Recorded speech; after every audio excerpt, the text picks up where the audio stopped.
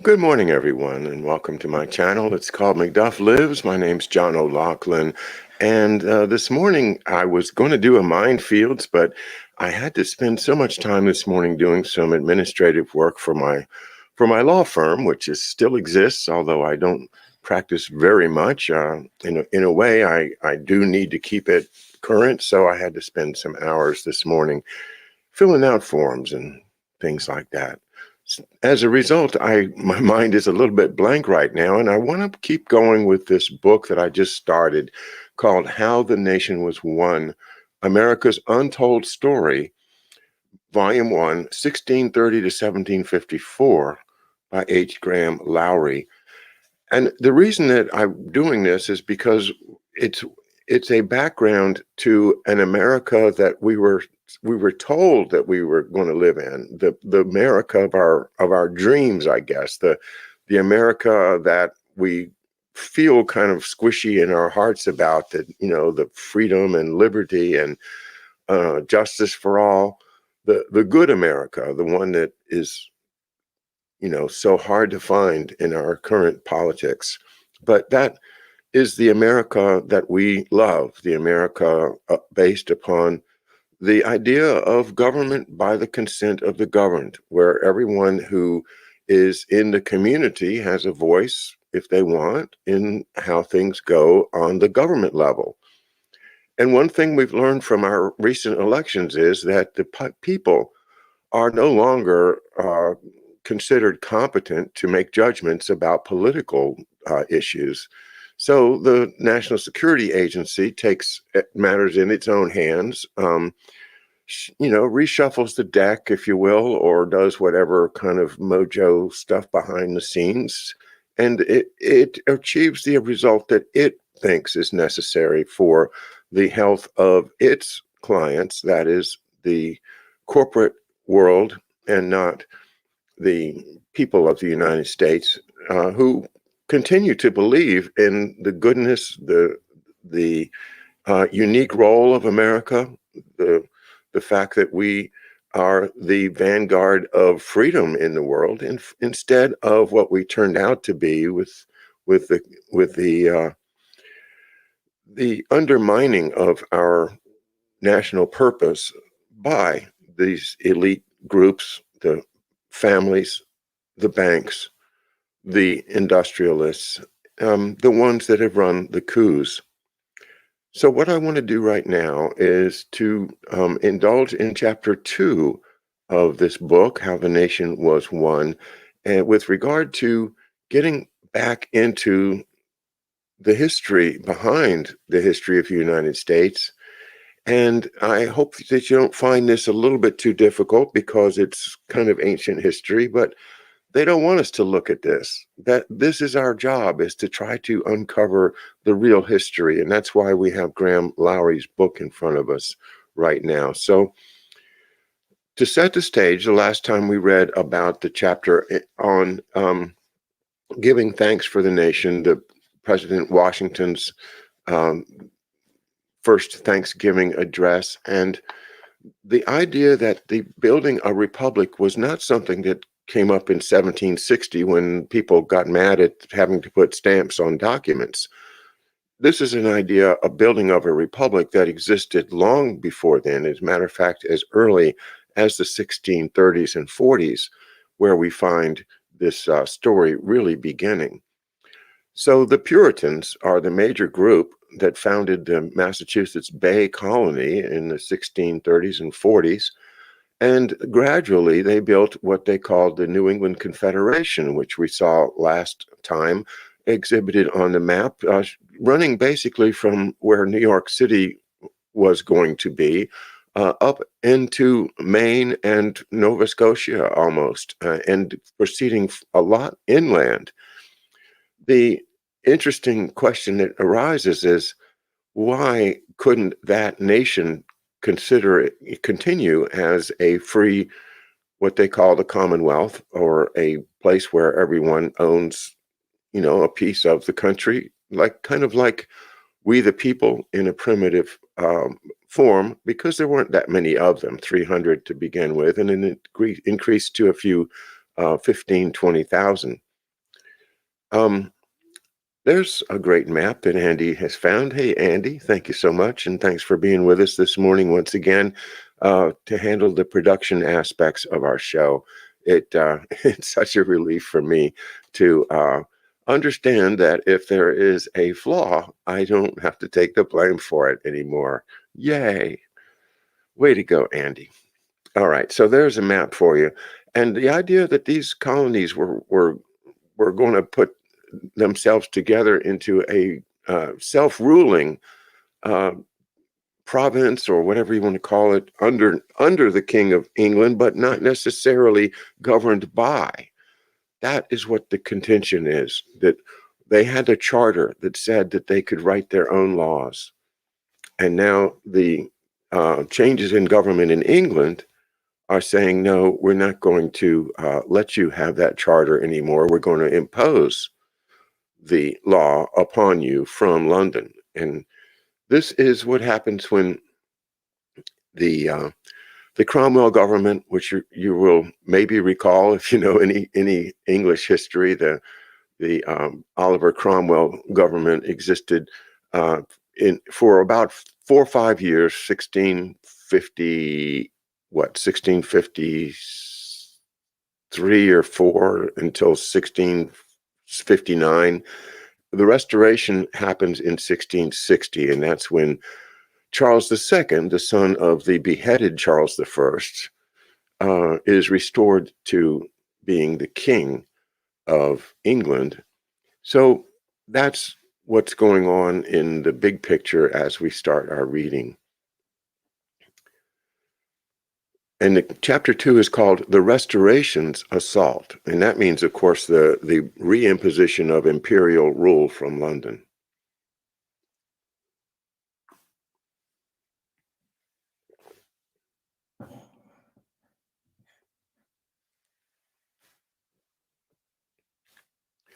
During the war with the Dutch in 1664, King Charles II seized New Amsterdam and established New York.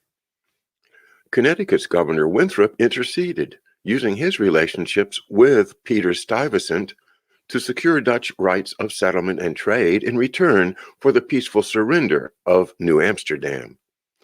But England's acquisition of a colony on New England's southern and western borders constituted a serious threat to its independence. On April 23, 1664, Charles II issued, quote, private instructions to Colonel Richard Nichols and the other royal commissioners for New England. The document survives and provides an extraordinary testimonial to the monarchy's fear of New England's independent status. The commissioners were charged with, quote, insinuating yourselves by all kind and dexterous carriage into the good opinion of the principal persons there, so that you may lead and dispose them to renew their charters and to make such alterations as will appear necessary for their own benefit, unquote. Doesn't that sound just like the mission of Perkins in the great book he wrote about Confessions of an Economic Hitman? In other words, you're going to go there, you're going to be all kind of friendly with them, you're going to make them your best buddy, and then you're going to screw them. The king reminded his commissioners that their basic objective was the general disposing of that people to entire submission and obedience to our government, which is their own greatest security in respect of their neighbors, and leading them to desire to renew their charters. So he's saying, you're going to be scared of your neighbors, the outside threat, unless you renew your charter and submit to our authority. Charles II also warned his commissioners that destruction of New England's sovereignty took strategic precedence over any merely material opportunities. Quote, all designs of profit for the present seem unreasonable and may possibly obstruct the more necessary design upon their obedience and loyalty. In other words, don't do business with those New England guys or I will F you up when you get home. The king noted that To the quote, sort of people who will be active in many projects for our profit and benefit, you must not be forwards too much, since most overtures of that kind are but airy imaginations, and cannot be put in practice by our own immediate power and authority without manifest violation of their charter. The King's subversion campaign was complicated by England's continuing wars with the Dutch, who retook New York in 1673, only to cede it back the following year after their defeat in Europe. Charles II now determined to destroy all colonial charters and established in 1675 a new Privy Council Committee, the Lords of Trade and Plantations, to enforce looting the wealth of the colonies. But against New England, the policy called for direct military attacks as well. The new royal governor for New York, Edmund Andros, seized the Puritan towns of eastern Long Island from Connecticut. He also informed the Hartford Assembly on May 1st, 1675, that the Duke of York claimed all of Connecticut south and west of the Connecticut River, and ordered the Assembly to give present and effectual orders for my receiving in His Royal Highness's behalf that part of his territories as yet under your jurisdiction. In response to this demand for over half of Connecticut's territory, and almost all of its towns, Winthrop politely invoked the boundaries specified under the Royal Charter of 1664, to Andros's reply that the charter had no authority to alter the Duke's claims. Winthrop and the Connecticut magistrates refused again on June 16th to surrender any territory, but suggested, quote, a neighborly conference if Andros remained dissatisfied. A week later, in Plymouth Colony territory bordering the degenerate colony of Rhode Island, the worst Indian War in New England history broke out. Andros informed the government at Hartford that upon this extraordinary occasion he was dispatching troops to Connecticut River, citing the boundary claimed by His Royal Highness. More than timing suggests that Andros had encouraged the Indian hostilities. He became notorious in New England for bribing and arming the Indians to attack colonial settlements. He was officially charged with a whole list of such crimes by Massachusetts in 1689. The Indian rampage known as King Philip's War, after the Indian chief designated to lead it, laid waste to scores of towns in western Massachusetts and other outlying settlements of New England. Governor Andros, meanwhile, took 2 ships of soldiers to the mouth of the Connecticut River at Saybrook, not to fight Indians, but to attack Connecticut. He had expected to seize the Saybrook fort without a fight, but found the area's militia fully turned out and massed on the shore. He sent a messenger ashore with another threatening letter asserting the Duke of York's boundary claims. The militia, meanwhile, loaded and readied the cannon in the fort. Another company of militia, dispatched by the General Assembly at Hartford, was instructed to direct Andros to the eastern shore of Narragansett Bay if he wanted to fight Indians, for there is the seat of war. If Andros tried to land or to take any measures against the government of Connecticut, the militia commander was instructed, quote, to declare against, oppose, and undo the same, unquote. Stymied by this show of force, Andros blusteringly came ashore with his officers and read the Duke of York's claims to a silent and hostile crowd. Before ordering the royal governor back to his ship, the Connecticut militia read Hartford's proclamation against him, including the directive to Connecticut citizens, quote, utterly to refuse to attend, countenance, or obey the said Major Edmund Andros or any under him. Connecticut had firmly demonstrated it would fight for its charter freedoms, and a humiliated Andros set sail for New York. New England mobilized to end King Philip's War with no assistance whatsoever from the British Crown that demanded its allegiance. In September 1675, John Winthrop went to Boston for meetings of the New England Confederation, which organized the military effort to defeat the oligarchy's surrogate warfare assault. He never left Boston. Now nearly 70 years old, he spent the winter overseeing the war effort, caught a cold leading to a long illness and died on April 5th, 1676. He was buried next to his father in the cemetery adjoining what is now King's Chapel in Boston. Increase Mather's son, Cotton, later wrote of John Winthrop Jr., quote, "A blessed land was New England when there was over part of it a governor who was not only a Christian and a gentleman, but also an eminent philosopher." Less than 2 months after Winthrop's death, the monarchy launched its next attack on the Massachusetts Charter. An English ship entered Boston Harbor on June 10th, 1676, carrying Edward Randolph. Isn't that interesting? 10, well, today's the 11th, isn't it?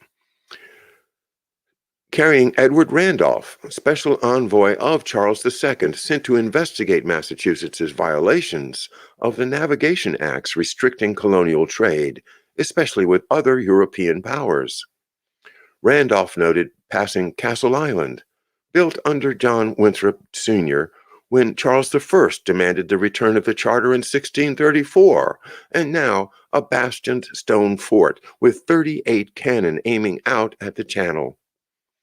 Among the wharves of Boston's port, Randolph also noted clusters of ships from France and Spain trading freely with Massachusetts without regard to the Navigation Acts.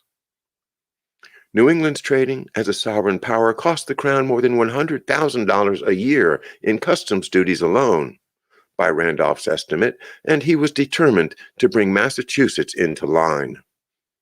He reported that Massachusetts had built more than 700 ships, some as large as 250 tons, under direction of 30 master shipbuilders.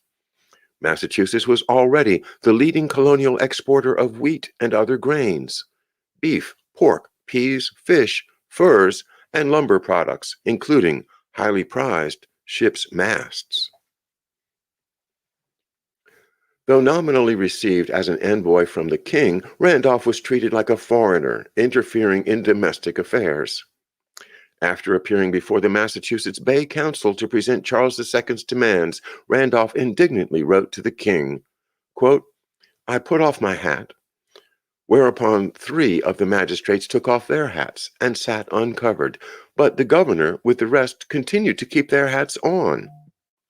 Your Majesty's letter being read in my hearing, the governor told the council that the matters therein contained were very inconsiderable things and easily answered.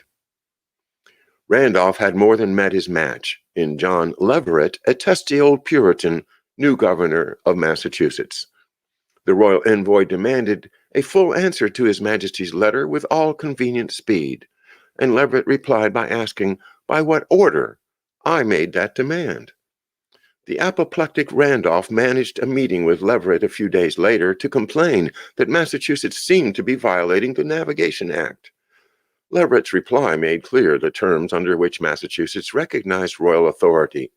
Leverett freely declared to me, Randolph wrote, that the laws made by our king and parliament obliges them in nothing but what consists with the interest of New England. Departing after 6 weeks,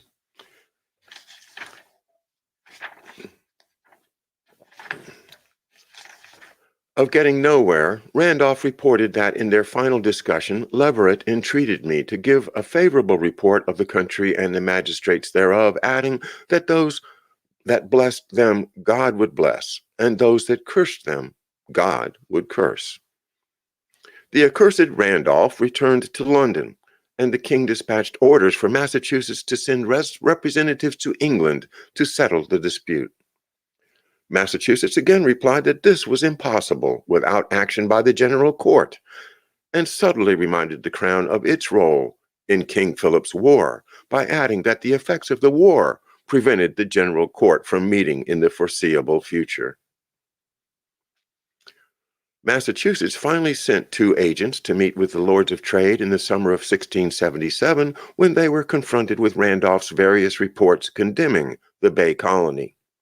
The king now demanded not a revocation of the charter, but a supplementary one that would renounce all of Massachusetts' enlarged territorial claims, beg the king's pardon for coining money repeal all laws repugnant to the laws of England, and pledge that the Navigation Acts would be religiously observed.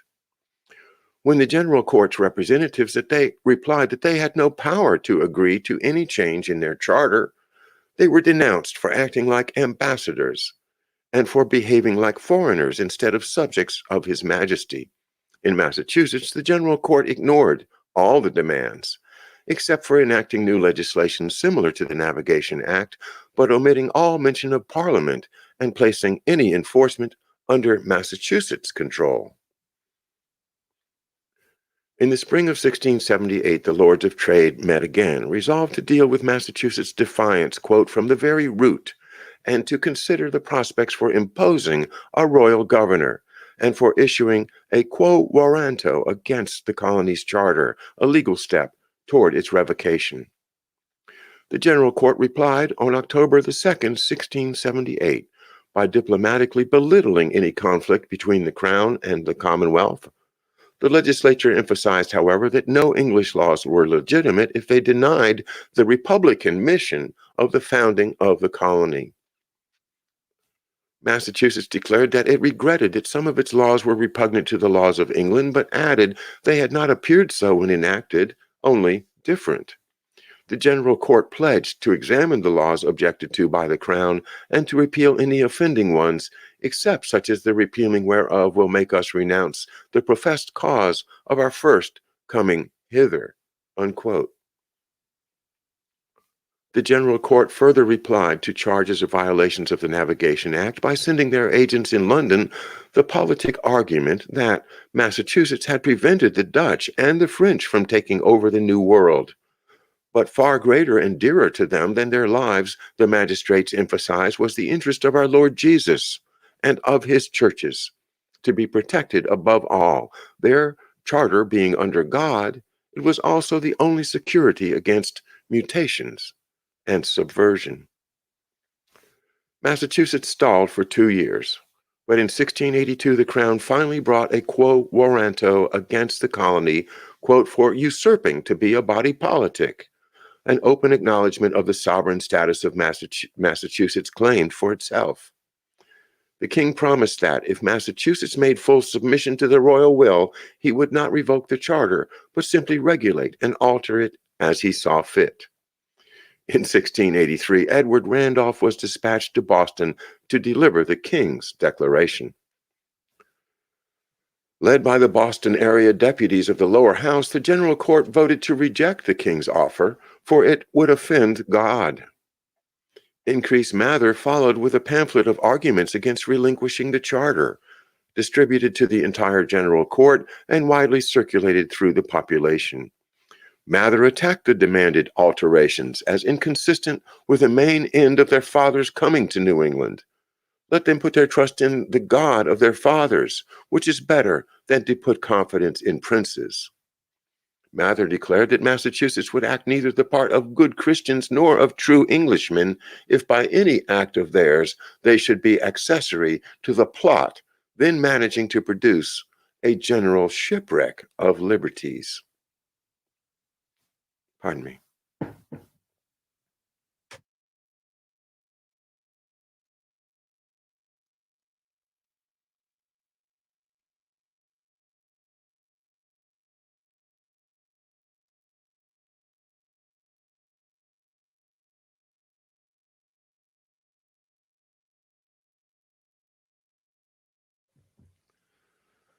Just having a glance at the chat. It's good to have everyone here with me. Corky, John, David, Stephanie. Stephanie, you went to Brown. Interesting. Very interesting. Lawyer I used to work for, Russell Morton Brown, was an intimate of LBJ for a while. He was also a graduate of Brown and from Providence. But that was a generation or two before you, I'm quite sure.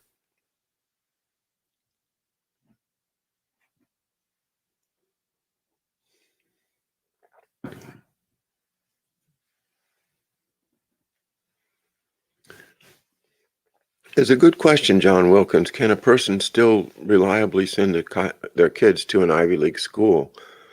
I think with regard to Harvard, my answer would be no. It seems to me that they're just there to produce servitors, as we have learned that word from Professor Hamamoto. What a useful word indeed, servitors. The Boston deputies called a meeting of the free men in the townhouse on January 21st, 1684, addressed by Increase Mather, who told them that as to giving up the charter to His Majesty's pleasure, we shall sin against God if we vote an affirmative to it. Referring to the woeful condition of the colonies that were already under royal government, Mather asked, what have they gained by their readiness to submit and comply? One royalist left the hall, and the rest of the deputies voted unanimously to reject the king's demands. The fight to preserve the charter catapulted Increase Mather into political and intellectual leadership in New England. The son of a leading minister of the first Puritan generation in Massachusetts, Increase Mather was educated at Harvard and at the Puritan stronghold of Trinity College, Dublin, where John Winthrop Jr. had also studied. Trinity College, Dublin is a fascinating place. I've been there, and I went to the library there looking up O'Loughlin roots back before computers made it so much easier. And what an amazing place that is. But isn't it fascinating that Dublin, the Trinity College, of course, an Anglican institution, was chosen by the New England Puritans for the education of their kids, and Harvard, of course, as well. Those were different times for Harvard, very, very different from now. During the escalating fight for the charter, Mather founded in 1683 the Philosophical Society, the forerunner of Benjamin Franklin's American Philosophical Society. The Philosophical Society met fortnightly to confer on improvements in philosophy and additions to the stores of natural history, and corresponded with Leiden and the circles of Leibniz, as well as with Britain's Royal Society and the Philosophical Society of Dublin. Mather's own scientific achievements include his Cometographia of 1683, citing Kepler as his main authority. He presented the case that comets move regularly like the planets in definite orbits. Mather's work appeared 2 years before Isaac Newton peddled his own claim in his Principia. As late as 1712, Mather's Philosophical Society commanded the nervous attention of the Royal Society, which also elected him as its second American member. Charles II was determined to remove New England as an obstacle to establishing a centralized imperial administration over the English colonies. The Court of Chancery on October 23, 1684, decreed John Winthrop's charter void and Massachusetts a royal colony. Charles died the next February, and James II appointed Joseph Dudley interim royal governor for Massachusetts, New Hampshire, Maine, and the Narragansett country, that being the mainland territory bordering Narragansett Bay. Dudley took office on May 14, 1686, 2 days after being defeated for election in Massachusetts to the Court of Assistance. Mocking the New England Confederation established by John Winthrop, the Crown named Joseph Dudley, quote, President of the Dominion of New England. Dudley, Randolph's closest ally in Massachusetts and a recently professed Episcopalian, was given a very remarkable commission. The Crown eliminated the Representative Assembly of Massachusetts and gave Dudley the power to rule directly through a royal council. Edward Randolph was given 3 positions as Secretary, Register, and member of the council. Richard Wharton, married to a daughter of John Winthrop Jr., was appointed to the new council but called the change an outright revolution. The General Court held its final session with many tears shed in prayer and at parting.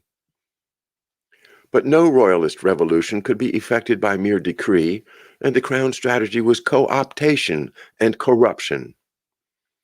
Wait Still Winthrop, that's a person's name, Wait Still Winthrop, and Fitz John Winthrop, sons of John Jr., were both named to the council in the belief that they could be bought off and would add legitimacy to the coup. Randolph looked to their brother-in-law, Richard Wharton, as a mainstay insider for the crown, and the initial transition appeared to go smoothly as the new council reorganized local government, the judicial system, and the militia. Increase Mather responded to the crisis of 1686 by publishing, quote, "The Mystery of Christ Opened and Applied," unquote, expounding the doctrine of the Trinity and the task of human perfection as revealed through Christ. Mather emphasized that the concept of the process of perfection had to be instilled in the population as a whole. This could not be done in such a metaphysical strain as none but scholars should have understood anything. Instead, the idea would have to be presented so as to make an ignorant man understand these mysteries in some good measure. Mather added that the task will put us to the trial of our skill and trouble us a great deal more than if we were to discuss a controversy or handle a subtle point of learning in the schools. Mather was also elected president of Harvard College the same year and extracted from Dudley the title of rector, thus giving him control of the college, giving his control of the college the added security of appointment by an agent of the crown. The monarchy soon found that Massachusetts' submission was more form than substance. In the council's reorganization of government, many of the previous office holders were reappointed. And after only 4 weeks of Dudley's regime, Randolph noted that his ally, Richard Wharton, has carried himself very oddly, blocking Randolph's nominee for commander of the fort at Castle Island. Instead, Wharton got Waite Winthrop the command, as well as supervision of the Boston militia. The council reported to the Lords of Trade that the castle at Boston, a place of great importance to this country, is now put under the care and command of Captain Waite Winthrop, a person of known loyalty, unquote. The council did not say to whom. Pardon me.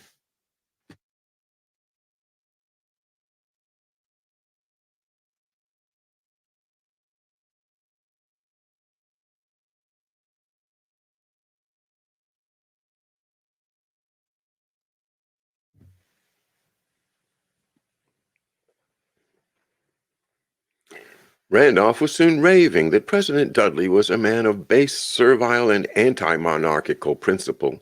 The council, meanwhile, refused to levy taxes without a representative assembly, leaving the crown's government in the colony with almost no funds. The appearance of pluralist contentment and cooperation in the new political arrangements was largely an illusion, as machinations against royal authority continued between the Winthrops in Massachusetts and Connecticut, whose charter was also under attack from writs of quo warranto secured by Randolph. Increase Mather, who directed plans for resistance from his base as president of Harvard College, best expressed the new toleration.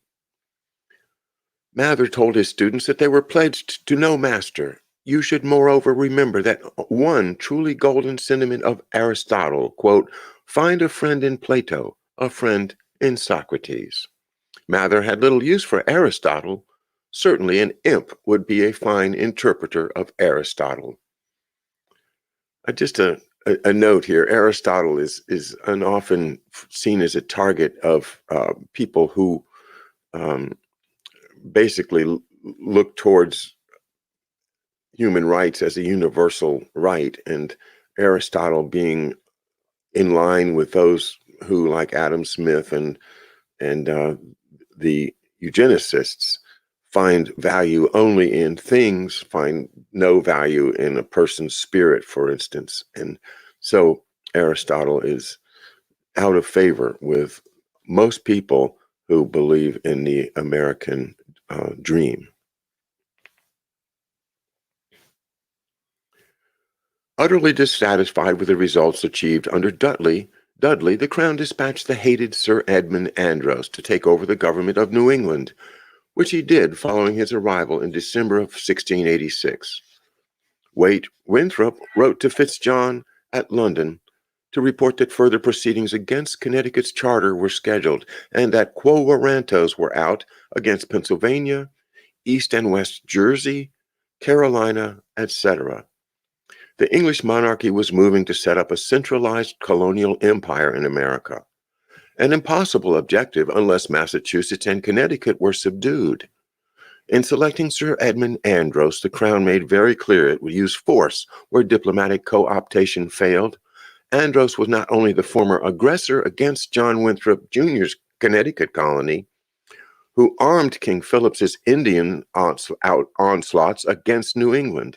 He was also the son of the man who drove Increase Mather from refuge on the Isle of Guernsey at the time of the Restoration. Now he would find his major adversaries in Mather and his son Cotton.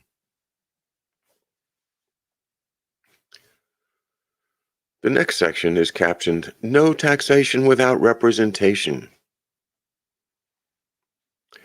Under Andros, the Council for the Dominion of New England was empowered to impose any taxes they wished, and the old English Puritan cry of no taxation without representation was raised, leading to the imprisonment of a number of Massachusetts Puritans.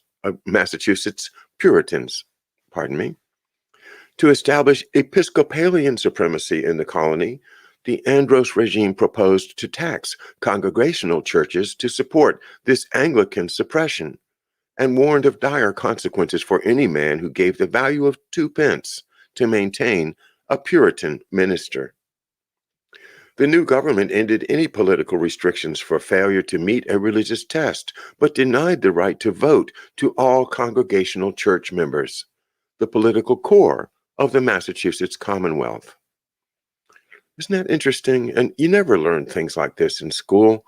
There was religious discrimination against the major religion of Massachusetts, the Congregationalism, which had grown out of the Puritans.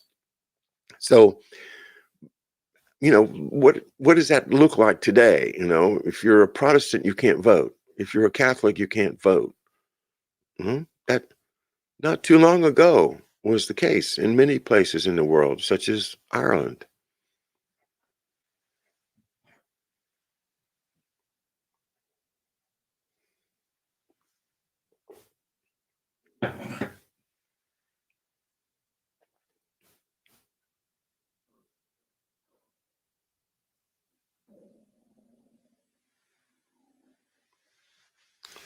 The basic institution of its local government, the town meeting, was eliminated, except for one ceremonial meeting a year with no power to govern local affairs. Massachusetts' Republican system of law was also overturned by ending the printing of statutes and leaving the colony under the arbitrary will of the Crown. During early 1687, Andros also moved to enforce the quo warranto against Connecticut, sending the legislature 4 demands that it submit. The legislature temporized, but on October 18th, Andros received orders from London to annex Connecticut and went to Hartford and seized the government. He demanded the surrender of John Winthrop Jr.'s Connecticut charter, and on October 31st, Halloween night, it was placed before him at a meeting with Hartford's leaders. But physical possession of the document eluded him. The candles in the room mysteriously blew out, and by the time light was restored, the document had been spirited away. Andros swore in a new government nonetheless, but named John Winthrop commander of the Connecticut militia. In Boston the same month, the Puritan ministers delegated Increase Mather to go to London to plead Massachusetts' case with the king. News of his mission leaked out, and Edward Randolph moved to secure a warrant for Mather's arrest on December 24th, charging him with sedition for accusing Randolph of forging a letter used in a controversy over actions of the Dominion government. But with only 2 Episcopalians on the jury, Mather was acquitted and went to Andros to declare his intention to go to London. Now, as a lawyer who's tried a lot of cases in front of juries, I can tell you that this is the reason we have juries, is exactly what you just heard. that this man was charged with a crime against the government, but the jury didn't convict him. See how this happens in American history? The reliance upon our fellow citizens, a jury of our peers, to decide whether we're guilty or innocent. And then with one stroke of the pen, the King James II of England eliminates the right to trial by jury. So you see, that's why it's in our Constitution. I mean, it's also why so many efforts have been made, such as in the Roger Stone trial, to learn about the jurors before the trial, to predict what they're going to do, to shape the verdict, and to influence, unfortunately, the judges as well.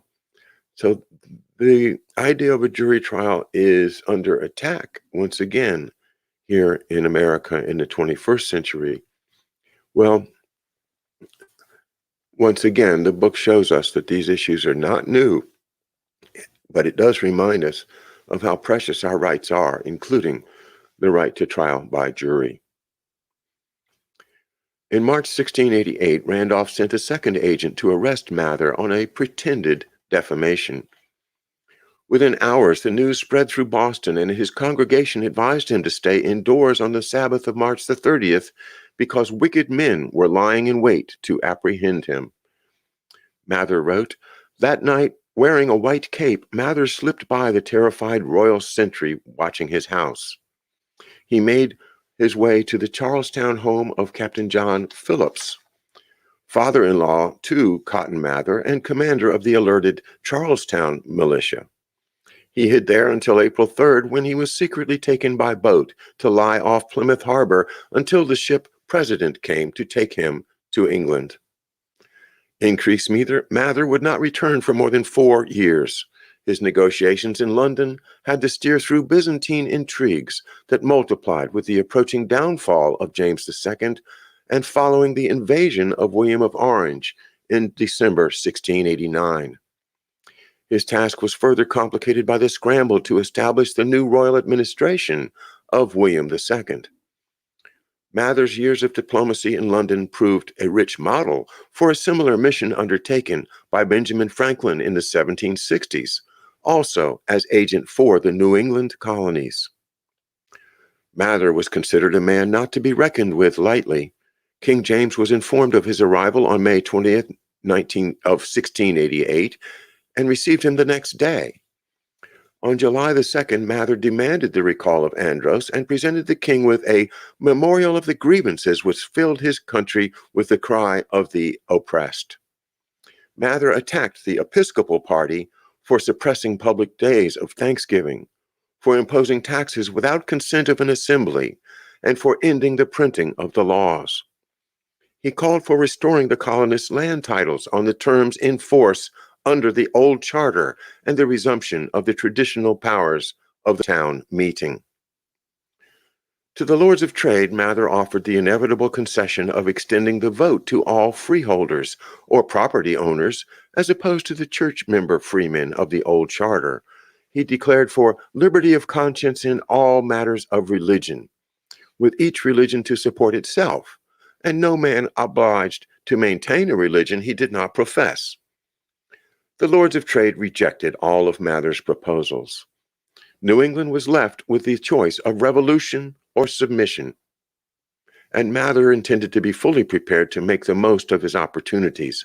Since first arriving, he had met repeatedly with William Penn, proprietor of the new Pennsylvania colony. Exchanging communications carefully through intermediaries, Mather recorded that, quote, Mr. P. assured him, "You need not doubt all things done to your content, that he will labor in it, but not above board." Mather also reported that, to give Mr. Penn his due, the Quaker proprietor said that something should be sent to Andros that would settle his nose, and that if he did not comply therewith, he should be turned out of his government. News of William of Orange's invasion of England reached Boston at the beginning of 1689. The Dutch seizure of the throne presented a strategic opportunity rather than an occasion for general rejoicing. Notice how our author says the Dutch seizure of the throne. How many times in a history book that you've ever read has this been described as the Dutch seizure of the English British throne? Well, that's what happened. We call him William of Orange. William and Mary, the famous Protestant, glorious revolution, right? Where everybody was in favor of the revolution because we had to get rid of James II and his line because they're Catholics, and Catholics are against the freedoms of Englishmen. Well, in order to preserve those freedoms, they submitted, or the oligarchs that ran England at the time submitted to a Dutch invasion. And that's exactly what it is. Think of it in terms of New Amsterdam having been Dutch and how important that turns out to be with regard to the position of New England. Excuse me, my phone's getting after me here. There we go. Sorry. Okay, so New England, therefore, has Dutch there at New York, right? And lots of people that are Dutch. So it's a different way to look at history when you realize that New England is opposed to the British Crown already from 1640, then working with the Oliver Cromwell regime for that short period it lasted. But then when the Restoration happens, Charles II, of course, being an imperial, divine right king, he says, I'm going to rule everything. I don't need to listen to people, and these congregational churches are nonsense. We're imposing the Episcopal Church, the Church of England. New England's concerns included the danger that could be posed to it if the Dutch and English crowns were united rather than constantly warring with one another, a division that New England had often played off successfully in the past. Waite Winthrop was suspected of plotting to strike against the Andros regime as early as January 1689. The anonymous tract called New England's Faction Discovered reported that Governor Andros's order for public observance of the martyrdom of Charles I on January 30th was called in and suppressed by Captain Waite Winthrop, one of the council, who in the commotion appeared the chief man and head of the faction against the government, unquote. The Andros Rebellion. On April 16th, Andros wrote, "There's a general buzzing among the people, great with expectation of their old charter, or they know not what." Behind this buzzing was a carefully prepared conspiracy, organized by Mathers and Winthrops, to use the overthrow of James II in England as the occasion to restore the New England Republic. In a desperate attempt to gain control of the situation, Andros ordered a special council meeting to try Cotton Mather for preaching sedition. Mather later reported in his Magnalia Christi Americana on the preparations which drove Andros into a frenzy. Quote, "Some of the principal gentlemen in Boston consulting what was to be done in this extraordinary juncture, to prevent the shedding of blood by an ungoverned mobile, some of the gentlemen present should appear at the head of the action with a declaration appropriately prepared." Edward Randolph later wrote that on April 17th, this Mather had a meeting of armed men at his house. This Mather had a meeting of armed men at his house the night before they entered upon their work. The action began on the morning of April 18th, 1689, the same date as Paul Revere's midnight ride 86 years later to alert the militia for the Battle of Concord Bridge that launched the American Revolution. Over 1,000 Bostonians rushed to arms by beat of drum and formed themselves into companies. Militia from neighboring towns streamed rapidly in to join them, and the assembled army was placed under the command of Waite Winthrop. A royal agent reported that Winthrop had been with the conspirators of the North End very early that morning. The Andros Rebellion was carried out quickly. Boston was easily occupied, and throngs gathered outside the townhouse where the Massachusetts leadership gathered to read Cotton Mather's declaration from the balcony, summarizing the charges against Andros and announcing the arrest of Edward Randolph, Joseph Dudley, and the other royal officials. By evening, Andros had surrendered, and the Redcoats at Castle Island followed suit the next day.